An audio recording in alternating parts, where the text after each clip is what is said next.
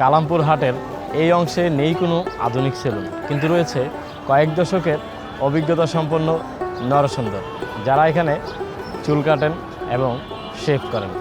আপনাদেরকে সেই চিত্র দেখানোর চেষ্টা করি, আমাদের সেই শৈশবে নিয়ে যাওয়ার চেষ্টা করব।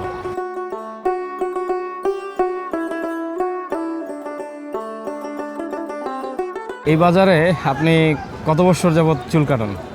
আমি মনে করেন 50-60 বছর। 50 থেকে 60 বছর এইখানেই কাটান?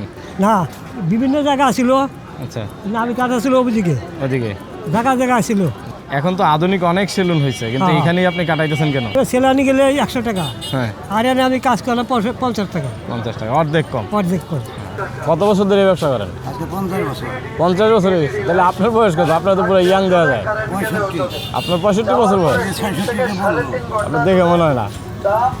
আপনি কি বংশ পরম্পরায় বাপদাদাই করছে, তালুইদা করছে। এখানেই করছে?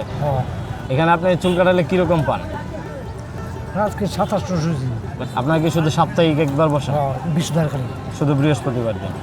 এখন আপনাদের এই পেশাটা কিরকম চলতেছে? মোটামুটি। আগে না শান্তি নাই। আগের মতো শান্তি নেই। এখানে চুল কাটালে আপনাদের কি খাজনা দিতে হয়? কত? 60।